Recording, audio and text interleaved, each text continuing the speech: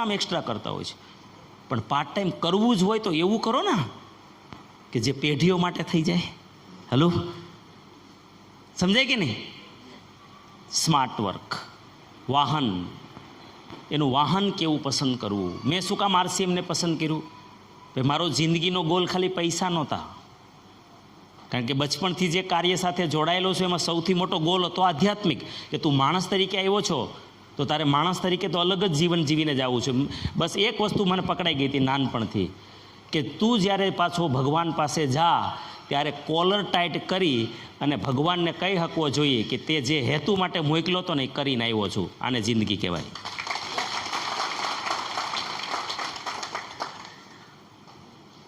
એક નશો એટલે મને આરસીએમ મળ્યું, બીજું કાંઈ નથી. એ સંકલ્પને કારણે મને આરસીએમ મળ્યું છે.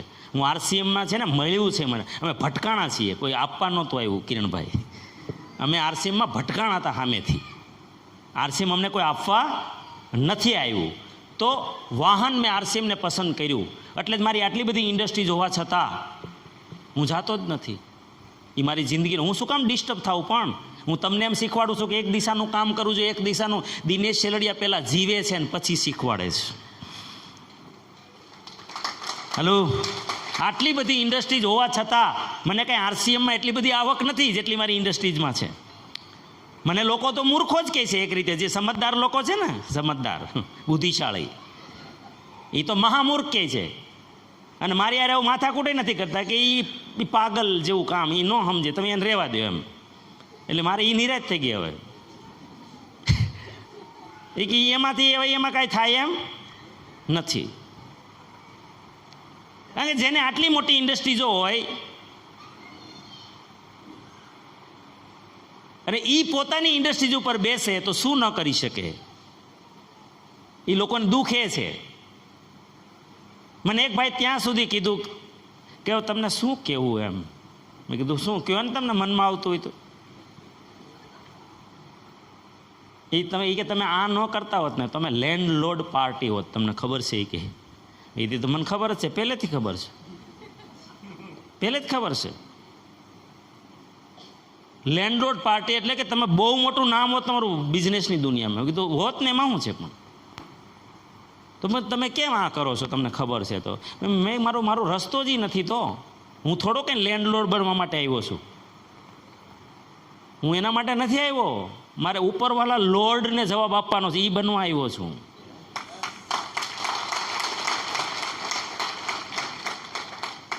હું લેન્ડલોર્ડ નહીં, અપર લોર્ડ બનવા માટે આવ્યો છું. તમે મથો તમ તાર લેન્ડલોર્ડમાં. લેન્ડલોર્ડ તમારું કામ છે, મારું અપર લોર્ડવાળું કામ છે ભાઈ. તમારાથી તમારા કુટુંબ સુખી થાય. મારે તો જગતના કુટુંબમાં સુખ લાવવાનો પ્રયાસ કરવાનો છે. હું અલગ બન્યો છું સાહેબ, મારે આના માટે કામ નથી. અને એ મને આરસીએમમાં દેખાય છે બધું જ. અહીંયા ભૌતિક વાતો છે, અહીંયા માનસિક વિકાસ છે, અહીંયા સોશિયલ વર્ક છે, અહીંયા આધ્યાત્મિક છે. મારી પાસે બધું જ છે. હું શું કામ લપમાં પડું ભાઈ? મારે એમાં આવવાની જરૂર. એટલે હું જાઉં ને, મારે જવું તો પડે ને. ન જાઉં તો એ મફતનું થઈ જાય.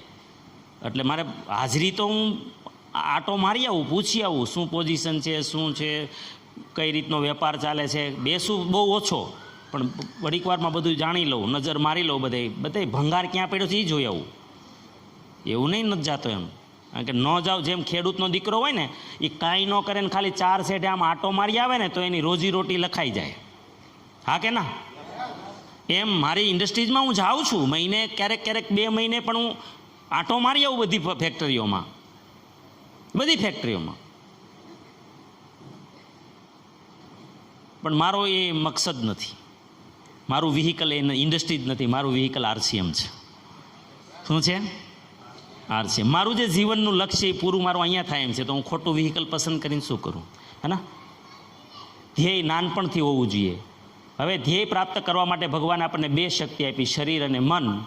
અને પણ પ્રોફેસર વિલિયમ જેમ્સ હાર્વર્ડ યુનિવર્સિટીના પ્રોફેસર છે, એવું કહે છે સાયકોલોજીના, કે the most successful people on this planet have hardly used 1 to 10% of the power of their mind. શું કારણ છે કે મોટાભાગના સફળ માનવીઓએ તેમને મળેલી મનની શક્તિઓનો ફક્ત 1 થી 10% સુધીનો જ ઉપયોગ કર્યો છે? કેવા લોકોએ? The most successful people on this planet, इस धरती के सबसे सक्सेसफुल लोग, सबसे सक्सेसफुल भौतिक दुनियाना સૌથી મોટા ધીરુભાઈ, ટાટા, બિલ ગેટ્સ, હે ને, વોરન બફેટ, આવા મહાન. પછી વિદ્વતામાં માનસિક જગતના મહાન લોકો, સોશિયલ જગતના મહાન લોકો અને આધ્યાત્મિક જગતના, આ બધાએ લગભગ 1 થી 10% સુધી જ શક્તિનો ઉપયોગ કર્યો છે. જે આપણી પાસે પાવર છે ને, ટોટલ પાવર આપણા બધામાં. એવું શા માટે થયું હશે? તો સીધું કારણ છે કે આ શક્તિ વિશે આપણે જાણતા નથી. જેના વિશે આપણે જાણતા ન હોઈએ એ કદાચ ગમે એટલી મોટી હોય, આપણા માટે શું કામની. મારે ઘરે સમજો કે મને કાર ચલાવતા આવડતી નથી ને તમે મને 10 કરોડની પેલી લઈ દો રોલ્સ રોયલ, હવે એ મારે શું કામની? મારે ફંટી હોય તોય ભલે ને, હવે એ 10 કરોડની હોય તોય ભલે, એમાં ફરક શું? આવડતી જ નથી. અને કાં હાવ ન હોય તોય રસિકભાઈ શું ફરક પડે? આવડતી જ નથી, પછી નાયણભાઈ જ છું એમાં હાવ. હે, સમજાય તમને? એમ આપણા બધાની અંદર અનંત શક્તિ છે. એ હમણાં જોઈએ જે માઇન્ડની શક્તિ છે. શેની છે? What is mind?